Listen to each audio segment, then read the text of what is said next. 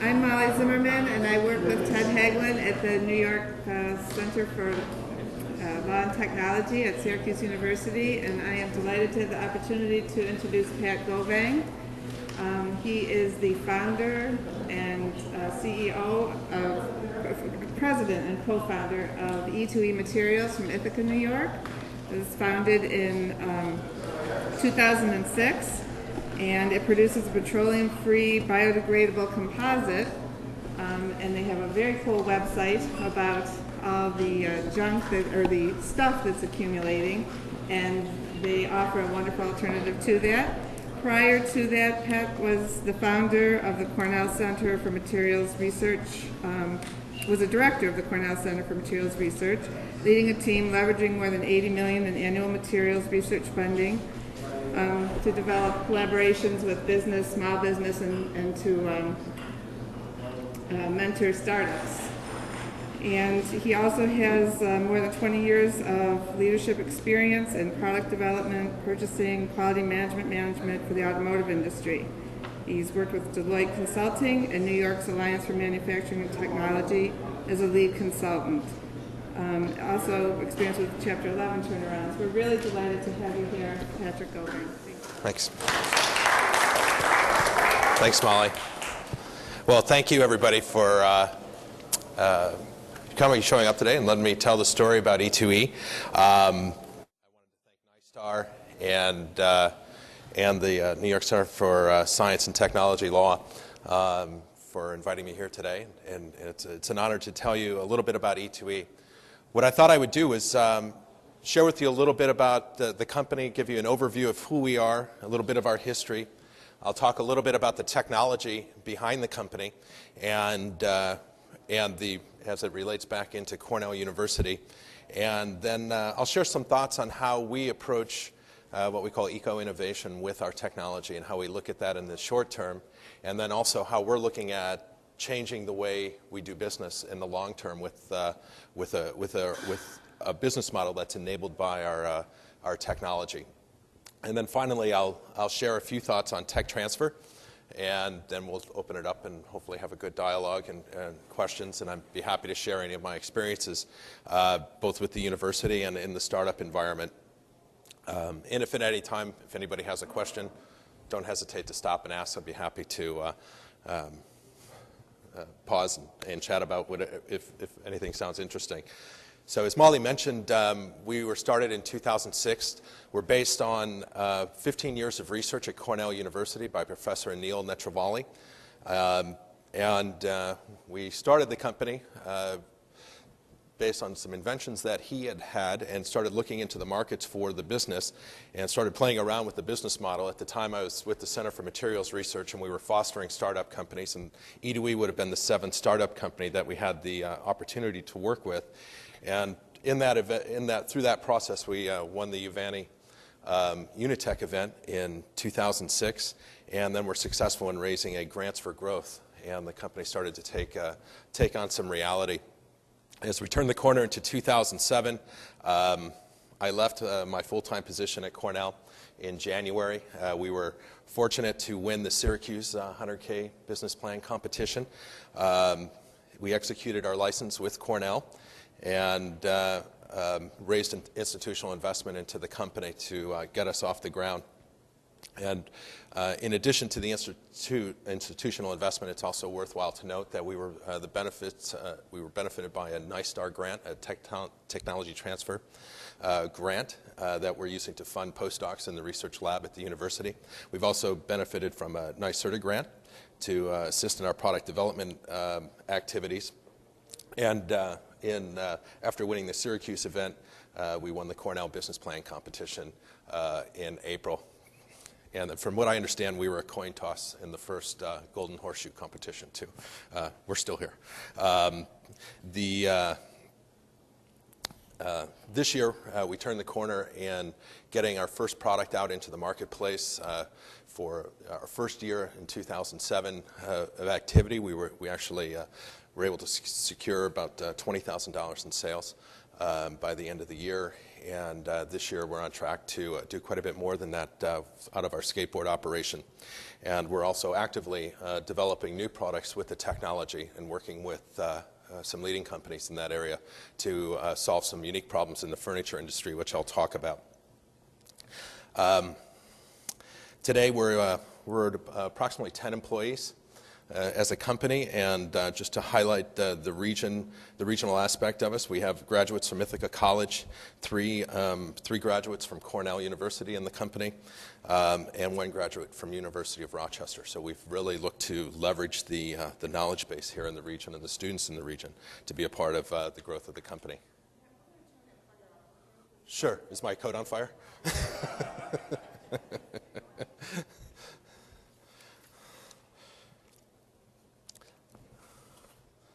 So, a little bit, has everybody here heard of the pre-seed workshop?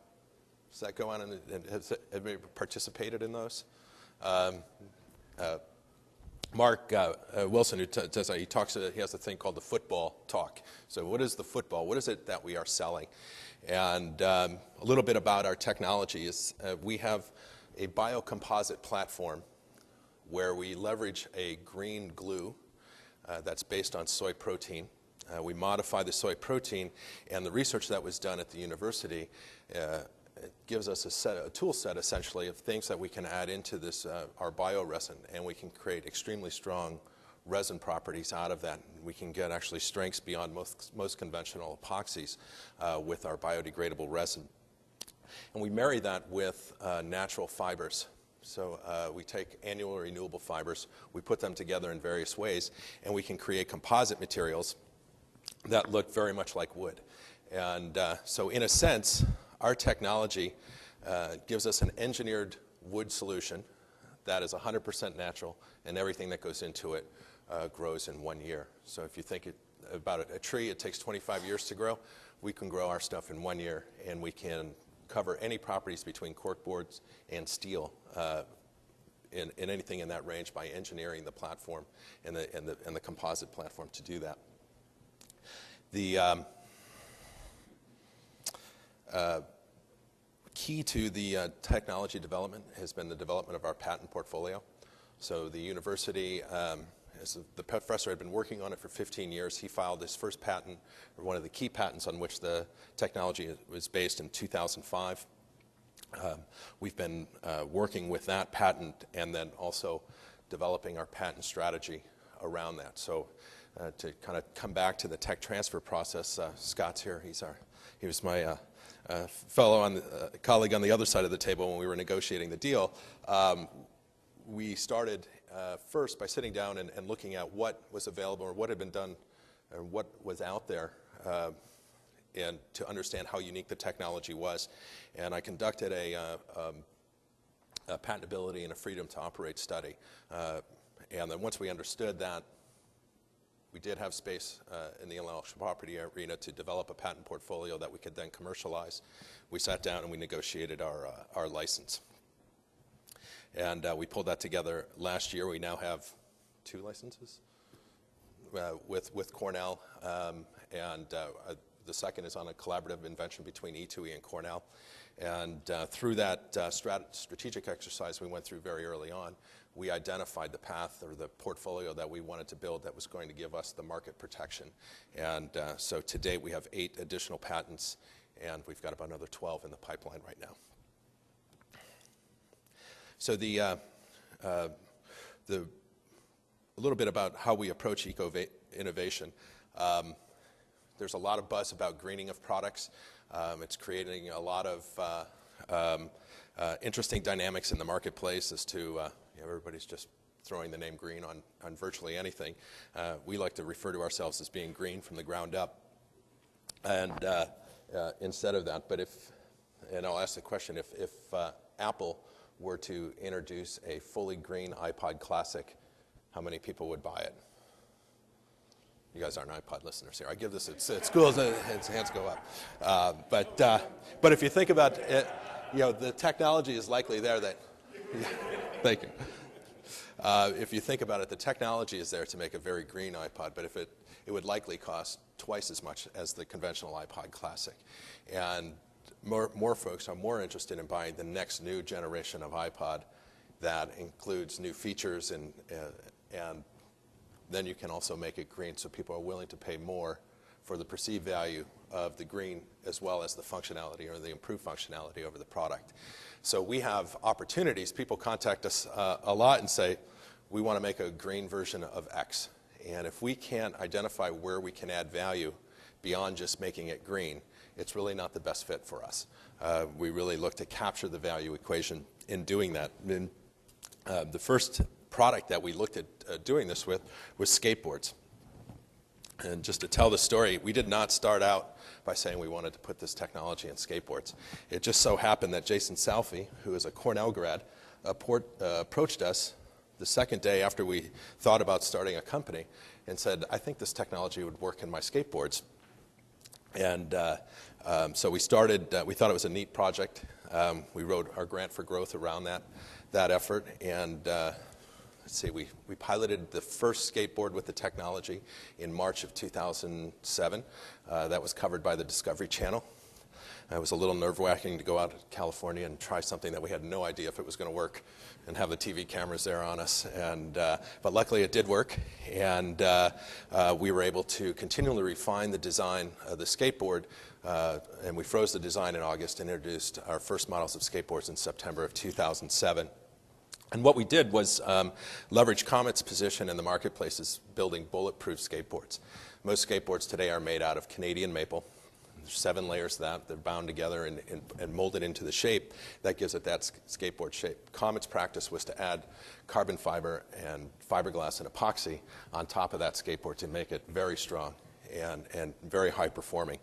And what we were able to do was engineer our product and technology into the skateboard, where we leverage sustainable resources like bamboo and sustainably harvested woods, but we soak fabrics with our resin and press them up into the board.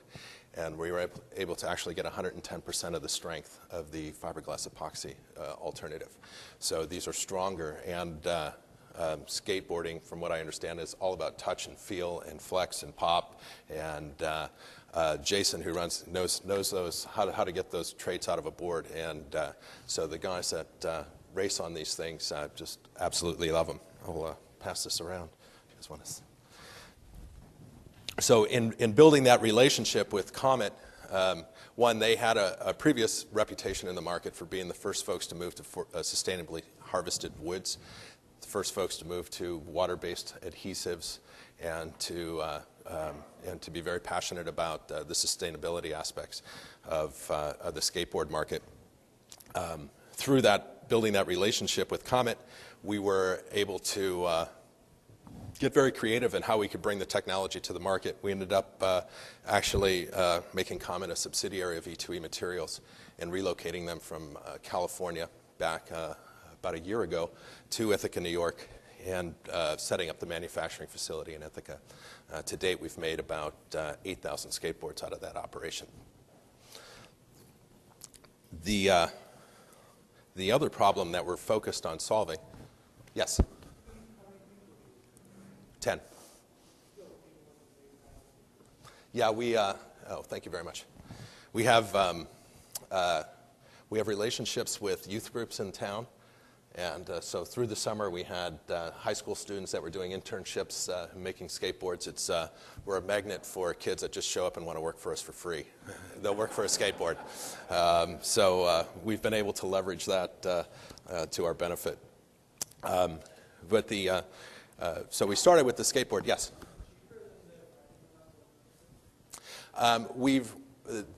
Comet skateboards had always been somewhat positioned towards the higher end of the market, the high performance end of the market, and we're still there.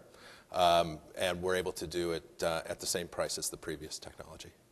Yes? Are you going to expand this into snowboards and skis and other things? Yeah, that was the idea of creating the subsidiary company with a sub-license for the technology into the sporting goods arena.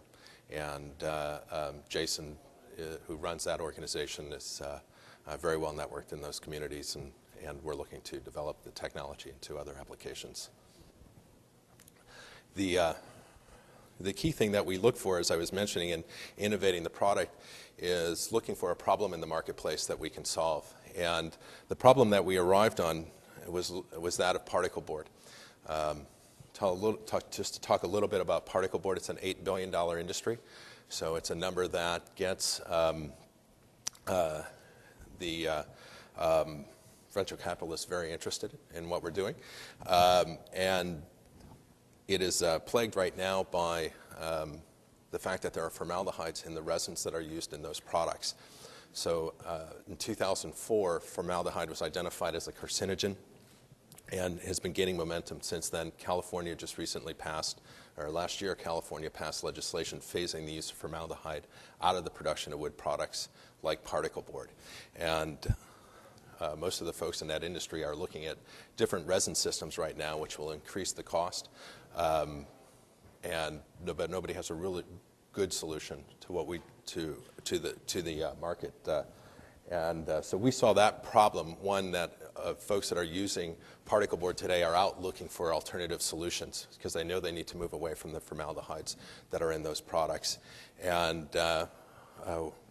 as we looked at it, what we can leverage is the ability to get extremely high strength and minimize the amount of material that goes into the application.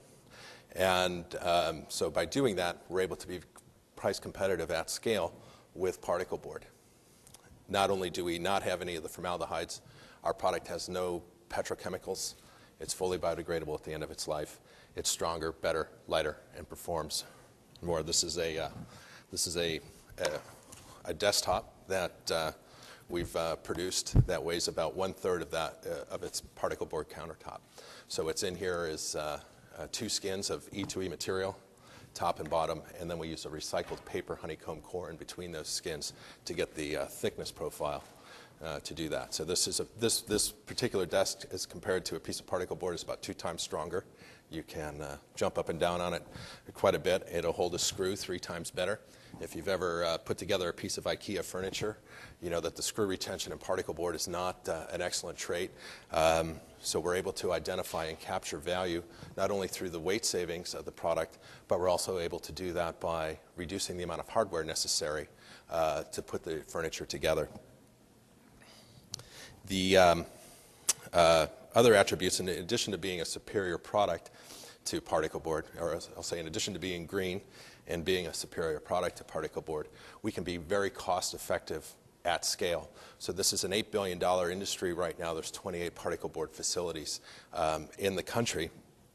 And that industry is running at about 80% capacity and is seeing a downturn as a result of the residential housing issues. And so we're looking at the opportunity of converting existing capacity to our technology. And we've had independent engineering studies conducted on our ability to produce a 4x8 sheet of our product. And the news that came back was very exciting. We can produce our product with 60% less energy than particle board. We have 50% less overhead as compared to particle board, and we need about 1/3 of the capital if we were to greenfield our own facility as compared to a particle board facility. And we have the ability to convert existing capacity over. So not only are we able to provide a superior product that's very green, at scale we're able to do so that's very cost competitive with particle board, which is extremely cheap in the marketplace today. What does your product do for the cost of the end product itself? Is there a big jump in price of the used product, say they were going in the particle board business? So we're able to, at scale, we will be cost competitive with particle board. So we're able to produce a product that uses less energy, is a lot smarter than particle board, and produce that at the same price. Right now, we're in prototype. Yes. And the ubiquitous form of particle board is in the 4x8 sheet. And so the 4x8 sheet process that they make in that form, 62% of the market is consumed by value-added manufacturers that take those 4x8 sheets and turn them into furniture, office furniture, kitchen cabinets, and other case good supplies. So we're focusing on where we can add value to those manufacturers beyond just providing a replacement, a cost-competitive replacement for particle board.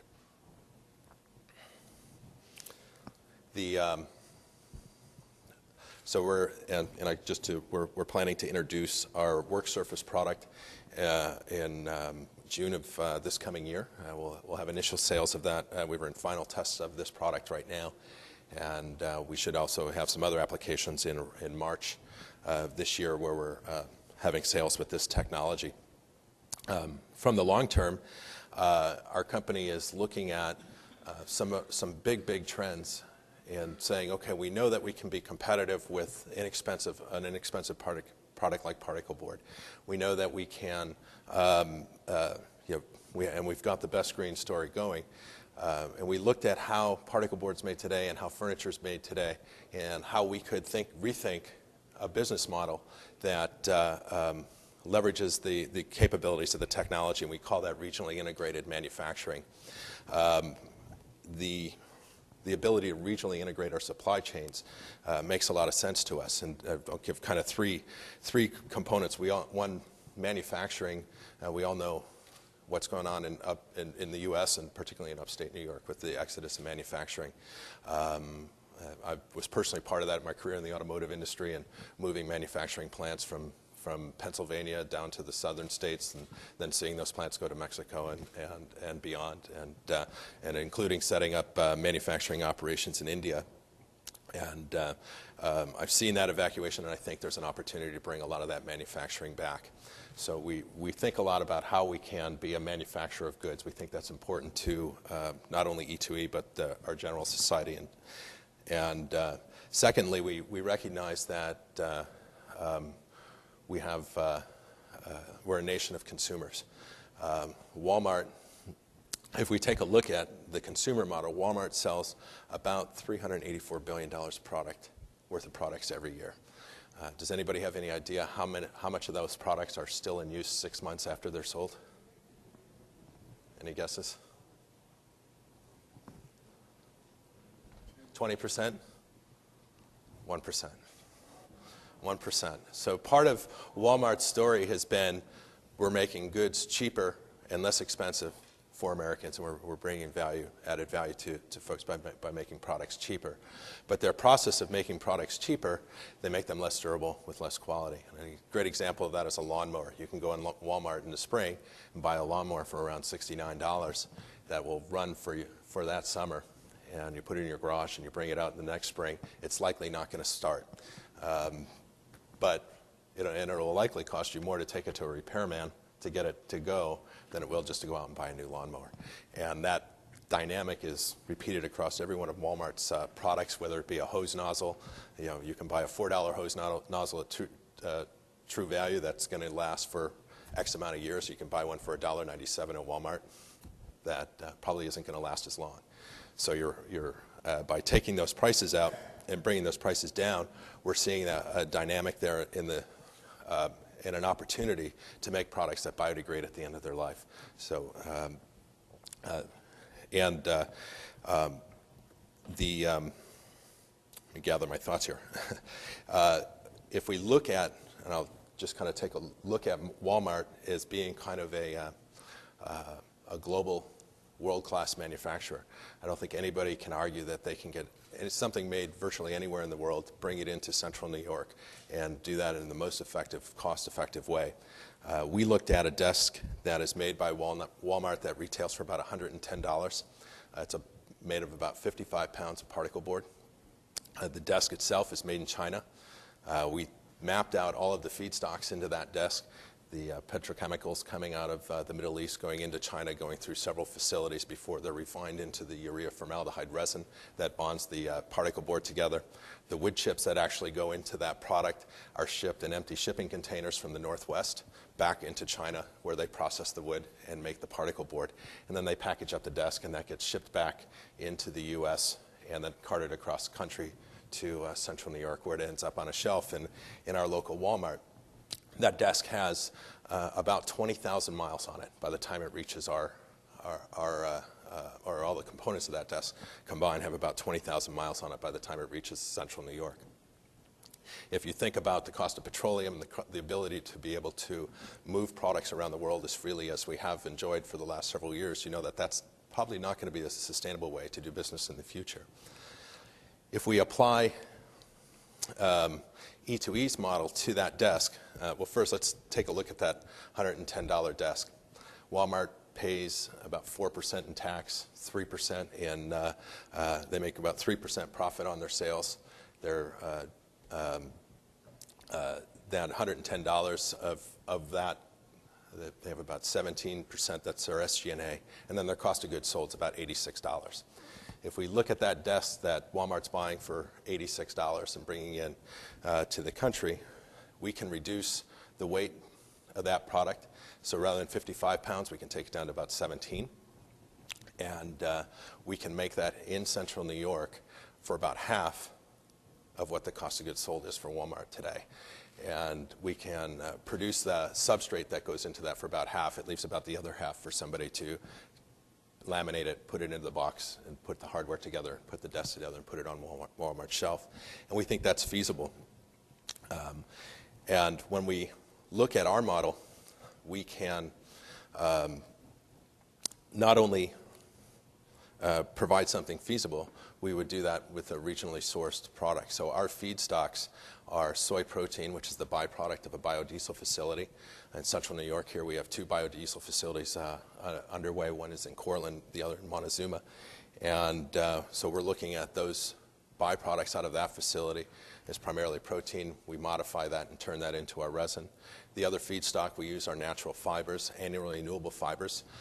Currently, we're using canaf fibers. We import those from Europe and overseas, but right now there's 2 plantations. One's coming up in Texas and one's coming up in Georgia. And next spring, we'll be able to source North American fibers into our products. And we also see the opportunity to bring that fiber source closer to where we are. New York State last year grew about 600 million pounds of soybeans. We can convert a number around that into about $1.5 billion worth of business of our product. So if you think about the opportunity to create a central New York business out of stuff that is coming from central New York and being distributed into a broader area, we can put together a 4x8 sheet good facility that supplies New York, Washington, the general region around us where we've got a massive population.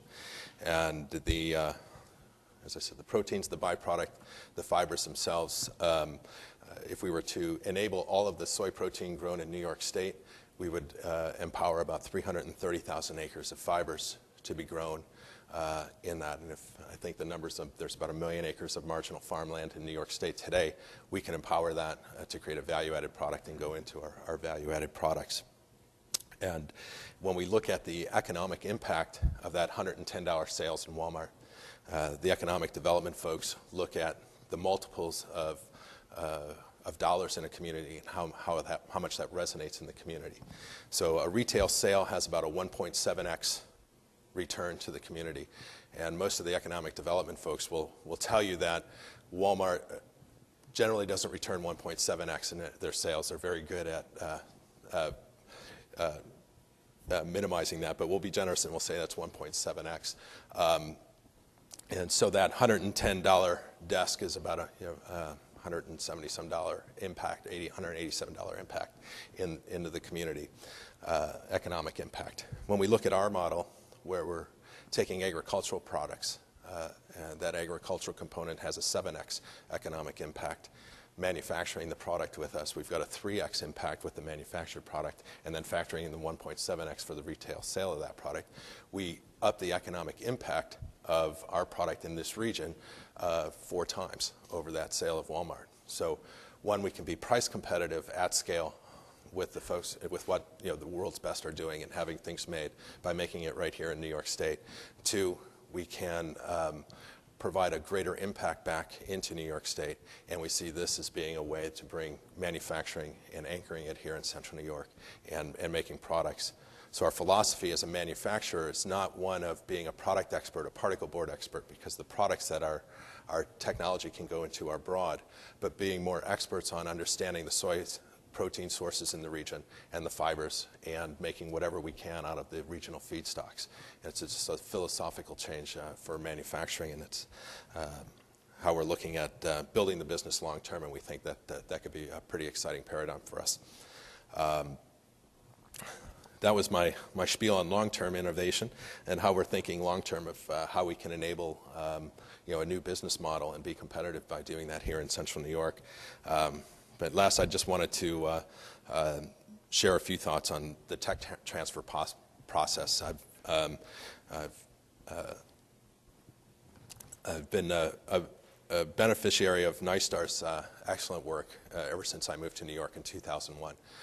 I came here and went to work for AM&T, was able to work in a regional technology development center doing lean manufacturing and strategy work with local manufacturers. From there I went to CCMR, and my position was funded by NYSTAR through a matching grant program. And we've been, as a company, we've been the recipient of the TTIP grant. So every phase of my career in New York State has been touched by NYSTAR, and I'm very proud of that organization. And I think that the impact that they're looking to make is working, and that it takes many points of support to do that. So the tech transfer component is an incredibly important part of that. The grants that are available is an incredibly important part of building a company. The business plan competitions are also incredibly important parts of building a company here regionally. And so I think that there's a great network here to foster entrepreneurship, and I'd like to think we're a great example of that, and we can point to other companies like Mesmerize and other tech startups around us that are also beneficiaries of the same support that's being put into Central New York. And I think one of the things that I learned at the university relative to tech transfer is there's a difference between a university technology and a commercialized technology. I once heard it described that a university technology is a repeatable notion in a lab. A commercialized technology is something you can make every day and sell. And the difference between the two is rather broad. But when you have that perspective and understanding that this is the seed that you can really grow around, your philosophy about the technology and how you work with the university becomes very important of how you can build around that and make that something that can be commercialized. We have a great relationship with the tech transfer group at Cornell, but that's not our only point of contact with Cornell. We do a lot with the business school. I hired one of their graduates last May, and in various other, the engineering school, we look at and have had students come in and work on various projects for us. So that relationship has been very strong. In addition to the continuing research that we're able to work on at the university through the TTIP grant. Are people here familiar with the TTIP program? I was having a conversation with folks about that last night, and the way we approached the TTIP program was we saw that as a great training ground for postdoctoral associates to come in and spend a year or two in the research lab with the professor, learn about the technology, and then when they're completed, when that appointment's up, we're going to look to hire them into the company, and they'll be part of our R&D staff. So the TTIP program, from that perspective, was very strategic and very important to us to bring in the scientific knowledge that we needed in the company to move us forward, and it gave us a way to train those people, bring them up to speed before they step into the company. And so that's how we're leveraging the TTIP program. One of the other great assets that we were successful in doing very early on was working with our law firm and having them see the vision of the company and agree to the vision of the company and do our patent work on the come. So we were able to really move forward and build the commercialized patent portfolio very quickly and get those patents in place so that we had the right protections in the marketplace, and we could bolster that. And that's been an incredible piece of our value. And I've had conversations with Ted about if there was a way to put together some type of program to support these startup companies that start out with a single patent from a university that get some strategic support to grow their portfolio so that it is something that is defensible in the marketplace and commercializable. And then my last thoughts on tech transfer and I know this might be a challenge, but if there was a way to link that into the great competitions that we have going, like the Golden Horseshoe and the other business plan competitions, that if you win, the university sees that as lessening their risk in doing the license deal and can bring additional services and value to the table that can help build the value in the company to get it off the ground. And I think that one thing I was always a fan of too is if you're committing to build the company in the region, you should get a better licensing deal than somebody who's going to take the technology and move it out. And I think that's the type of commitment it takes to build a company here. It takes everybody involved to kind of come to the table and make it all work. Those are my comments. I'm happy to answer any questions. Question on your particle board there. What kind of surface finishes can you put on that? In other words, that doesn't look like wood. The skateboard looks like wood. So what kind of finishes can you have, particularly in the field of furniture? Sure. That's a good question. We make the substrate. So we worked with our customers, for example, on this product that they put the laminate on, they make it look like a desktop. Our stuff's inside. So we've been able to laminate green laminates to it, wood veneers to it. We can paint it. We can also coat it with green coatings. So there really is no restriction. We've been focusing it as a substrate that can take many different forms like they do today in the furniture world. You mentioned a June date when you're going to do something next year. What is that? We'll be introducing our work surface product. Your work surface product? Yeah, that's this product right here. So we'll be putting this into production and on the marketplace in June of next year. Will it be under your name or somebody else's? We'll be supplying our customer with the substrates. Think big furniture manufacturer. How does it hold up to water versus particle? That's a good question. We've particle board does not have great humidity resistance to begin with, so we've been able to knock that one out of the park with our product. And part of the intellectual property that we've developed has given us tools to be able to actually control how it reacts to humidity over time. One of the things that the moisture is important for the biodegradable aspect of our product. So we can't have something that's fully water resistant and be biodegradable. It's kind of hard to have those two come together. You need the ability to take on moisture so that it biodegrades. Have you had much contact with the Department of Defense? And there's a horrendous green initiative taking through there. What's that market look like through there?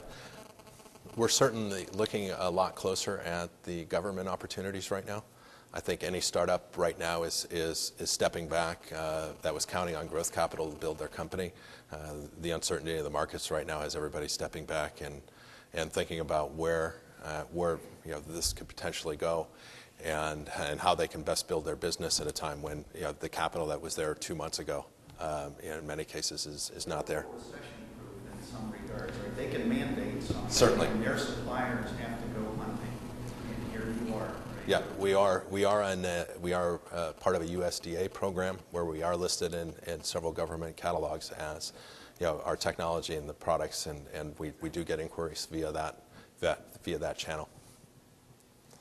And I should add, one of the early projects that we looked at from a military perspective was replacing carbon fiber temporary road surfaces. So when they were over in the desert, they would lay down these carbon fiber mats to be able to move the vehicles over. They're very expensive. The reason they pay so much for them is because they're light and they're able to do that. We can duplicate the weight aspect of the carbon fiber, give a similar strength, but our product would be biodegradable. So today, even though they're not usable anymore, they have to go back and reclaim all those road surfaces and ship them back or dispose of them. Our product can be just left there to biodegrade. And you need to turn this into a landmine. Landmines are outlawed now, right? You cannot make them, and you can't leave them. They have all kinds of spin on that. I work with some of these. Interesting. There's some very clever things I can think of. Well, we should talk. Yeah, absolutely. That's one of the best parts of our company is we daydream about the different things that this can go into, and it's also a challenge for us to keep focused on what we're doing because there's new opportunities every day. As you ramp up with these other growth ideas, do you still foresee continuing with the skateboard subsidiary? Is there enough demand to sustain it? Oh yeah, I think so. That we're positioning that operation for growth, and we see that taking the technology into those sporting goods markets. Oh. What's your branding strategy? We are taking the E2E logo as an ingredient brand. So this doesn't have it on here. You see our logo on the label there, but we expect to have an E2E inside type of logo strategy, very similar to Intel, to demonstrate that our technology's in there. Generating an IP portfolio takes some money and it takes some time. How did you guys deal with that? You chose to do it. We felt it was very critical in knowing that this was a very active space where people were looking to innovate in, and so we felt that we needed to move forward as quickly as possible. As I said, our patent attorneys, we were very fortunate in negotiating up front that they would cover all patent costs in the early stages until we were successful in raising money. So that's been it was something that has really contributed to the value proposition of our company, to be able to say we've got this technology, we know what the patent landscape looks like, and we've got a strategy that we've executed to give us the most protection we can have in that landscape. Yes. Do you see potential revenue streams from sub-licensing technology to other, maybe somebody has the next, another skateboard or something? Obviously they have the sporting goods, but maybe in another industry. Oh, sure. A great example of that, my background's in the automotive industry, and when we were looking at this technology and evaluating it at CCMR, we did a study with a Japanese automotive manufacturer who justified for door panels, headliners, and trunk liners that we could get about an 8% material cost advantage over the current art. And in my days back in that industry, if I was getting 0.5%, I was making bonuses. So 8%, I was like, wow, this has the potential. But taking a startup company and putting a technology into an automobile and figuring out how to do that, the automotive industry looks for, you're at a 6-year cycle. They expect you to fund all of that aspect of it. And so it's hard to have that level of patience and funding to move forward. So we likely see as the technology develops, the automotive applications and some of those other opportunities that will be partnership in one way or form. So you see more as a partnership with another firm rather than E2E development? Yeah, we really see ourselves being the experts, as I said, on the regional supply and in being able to design and engineer the technology to meet the specifications or exceed the specifications of products that are currently out there. And collaborating with folks that have the relationships in the automotive industry, the reputation, know how to make those products perform and make them on a consistent basis would make a little more sense in those type of market applications. How does the flammability property of this compare with natural? That's a great question because I forgot to mention it.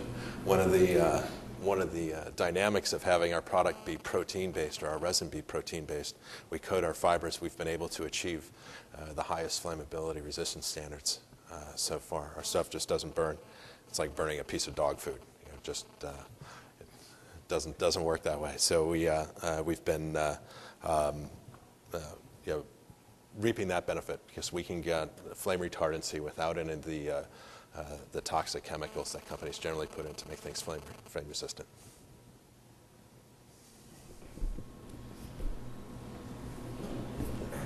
What about like insect proof, or are animals attracted to eating it or anything like that? We've done some preliminary work on that, and we formulate our resin to make it unattractive to those types of insects and things like that. We haven't had any issues with that to date.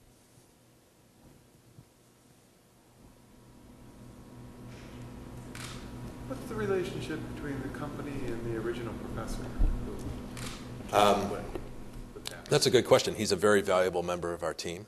He's still very passionate about the technology. He co-founded the company with me, and he serves as our chief scientific officer, and is also a shareholder in the company. But he's staying a professor at the university. Yeah. Which is where we want him, actually, because what he has coming down the road and what he's working on, the next generation of the technology is we're very excited about. So we want him focused on making that work. How did you get the name E2E? We jokingly say that what E2E stands for is compromise. We originally, the professor named the company Earth to Earth when we started out. So I think the first investor pitch we did as Earth to Earth, the first point of feedback was, Earth to Earth sounds a lot like ashes to ashes and dust to dust. And I don't know that you want to start a company that reminds people of death. So we compromised down to E2E, and that seems to have worked. But it is a unique method here, because a lot of people are working on the second E, the biodegradable part of this thing. But you're doing the first E also, which is we're taking the local product, the soybeans, the fiber, and all that from the earth and putting it back to the earth. So right. You have both ends of this rainbow as opposed to just the biodegradable part. That's a great comment. Yeah, that's the cradle to cradle concept. Yeah. Could your material be made into disposable plates, forks, knives, things like that? Yes, we do have the ability to mold shapes with the material. And put in the oven? What's that? Could they be put in the oven and baked? Conceivably, yes. We haven't done that. We just haven't explored that aspect of it. But I think we have ways that we can get some very high heat resistance out of it. Will you be opening the plant? When will you be opening the plant?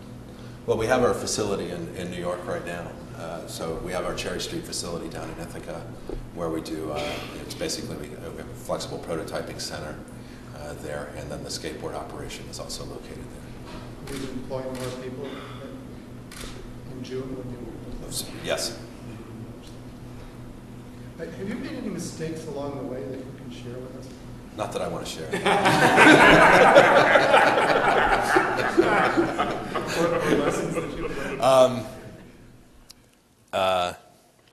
Lessons that we've learned. That's a great question. I think, just to be adaptable and as adaptable as possible and listen to the customers. I think we had a vision of what we wanted to do when we started out, and we actually just met up with an investor that we had talked to in 2006, and he thought he knew everything we were doing, and we kind of laid it all out, and we've changed directions multiple times, and it's really being market driven and being adaptable and being able to do that and to look at that and leverage that flexibility is probably the best lesson we learned, and staying focused on what that is and moving and making sure that we're building progress and value. What did you think your original product was? Automotive. I mean, we saw the potential for automotive. Actually, the particle board opportunity came to us very early on. We were able to get some insight into the industry and the formaldehyde issue, and that the legislation was coming down from one of the furniture manufacturers we're working with, and that was really part of the inspiration to start the company, because we could see a real need in the marketplace. And then when you did the numbers in terms of what it would take to sustain an automotive business, right? Yeah, that was a pretty quick exercise. We didn't do spend a lot of time on that, but we continue to have automotive manufacturers interested in the technology, and we certainly facilitate those discussions. But as it becomes more appropriate. A large thing with green technology is cost. When you're just getting something like this off the ground versus a commodity product like particle board, the cost reduction plan, the volume plan to get you down there is really what is going to enable us to take the market. So we have early stage opportunities like skateboards where we can command the premium for the technology to help us get off the ground while we build up that volume and demand for the product. Rich can also talk about the stay focused, Yes. as you just did. But there is a bit of a conflict between being flexible and moving on to those market opportunities and staying focused. How do you really balance those two? I guess that's the bipolar nature of an entrepreneur. It's a challenge at times. I mean, we're very fortunate in that we're contacted almost weekly by companies looking for our technology. And as I said, one of the things we learned early on is if it's just a direct replacement and we're greening it, it's really not the best place for us to start. But if we can leverage the other capabilities of the technology, the lightweight, the strength to kind of redefine the value proposition and capture some of that with our customers, that makes a lot more sense for us early on. And those are the applications that we pursue.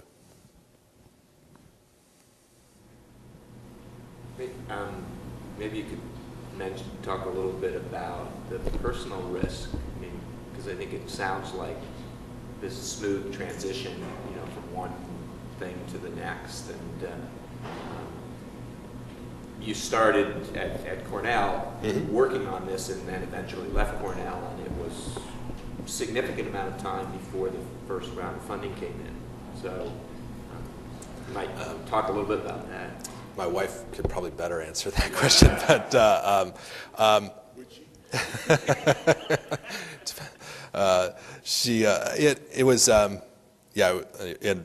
I jokingly say that because I was married in 2005 for the first time. So I got married, and then I told my wife moved from New Jersey up to Ithaca because I was working with Cornell, and then I said, I'm going to leave that and start this company. What? We really have been fortunate in that we haven't looked back.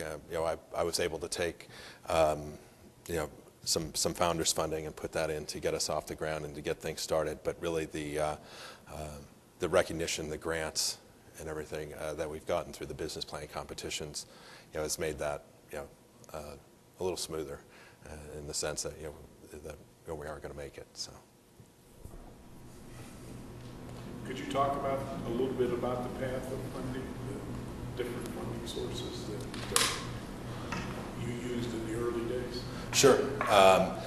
We started out going after grants. The MDA Grants for Growth program, I think, is probably one of the most flexible sources of grant monies that you can use to start a company with. And then on the technology-driven side, we raised grant monies through NYSTAR and NYSERDA. And we really, having the funding there is important to us, but it's not the sole funding that we use to get the business. We really viewed the grants as a third-party validation of what we were doing, and the fact that government agencies were willing to put state dollars into the research and do that just validated what we were doing, and we leveraged that validation into the value proposition for the investors. So we were able to leverage the grant monies. We won $110,000 in business planning competitions. We raised, I think, $384,000 in grants. And then that gave us a little bit of runway to focus on value creation before we brought in the investment. So that's the key focus is quantifying and building the value and demonstrating the value, the potential value of the technology, so that the investors will come on board and see you through that future. And we did a convertible round with Excel Partners out of Rochester, and who's been a great resource. The Seed Capital Fund of Central New York, the Cuga Ventures out of Ithaca, New York, and Big Red Ventures out of the Johnson Business School. And so that's given us our funding to get us moving right now. We are a product of Central New York.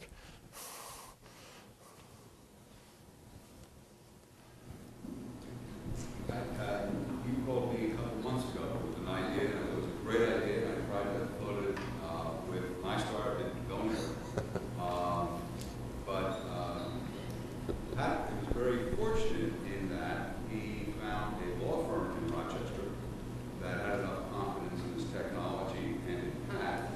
they front-ended Right. all the legal expenses until they had their first significant amount of financing. And I think that's a great way to go. I mean, there's risk there, but better that you spend money on research and marketing than on lawyers, although I'm a lawyer, okay? And it makes a lot of sense. And so what we started playing around with was, could we figure out some insurance mechanism whereby the law firm doing this would be guaranteed some payback, but not rack rate payback. Okay? Right. And I think that would, but so it hasn't gone anywhere. I just threw it out as another thought. But I think very, very great suggestion, and I think there's lots of possibilities. I'm not going to let it die. Great. Yeah, I think it was a big part of us building that value proposition, and when I look back, that was something that was a key part of the puzzle. Yes. My question may be for Scott. Did the university have any patent investments at the time of the license agreement for the first patent that they would like to recoup, or did they defer the patent expenses as well? No, they had to that date, some expenses, and we were able to defer most of them in working with the university. So one of the things, I think we were one of the first licenses that leveraged the equity component for the university as a convertible note rather than a straight percentage of equity in the company. So we, in sitting down with Scott, we took the approach and said, well, if we were to just pay for this outright and not do any equity, what would it cost? And we started, haggling on that number. Then once we got that number, we kind of backed into what that would be in terms of a convertible note that would convert to equity at a later date. So that was, I think that's a smarter way to do it, because it puts the responsibility on the company to build as much value as they can, and it appropriately values the contribution at that point. How much do you think the deferral of the legal fees is worth?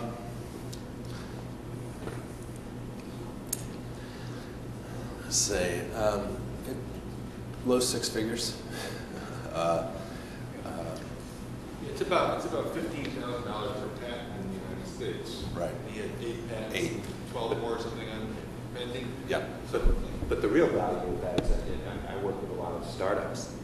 Pat has built the portfolio, whereas lots of the startups I work with don't build a portfolio. They delay filings. They don't file on things, and so Pat built this portfolio that has high value because he was able to get this deal. So the real value of that is huge, much Right. more than the cost that was deferred.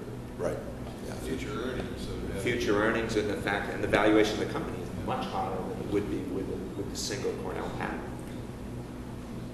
Yeah, it's that difference of having a commercializable technology and a smart portfolio that's going to give you the right amount of market protection, as opposed to having that single patent. Do you also feel that by having the legal team be partners, so to speak, it's sort of validating the IP that you're putting forth? Or? Yeah, I would say so. I would say that that was, we were fortunate to go in and have those conversations and say, here's what we think, and they said we agree and we're on board. So that all, I guess it's kind of an example of, I see the entrepreneur's web up here in central New York. There's a lot of different points that you can look to build a business around and to help support that. And that was one that, one greatly benefited us, via expenses, but also was a big part of our value proposition when we were negotiating the investments.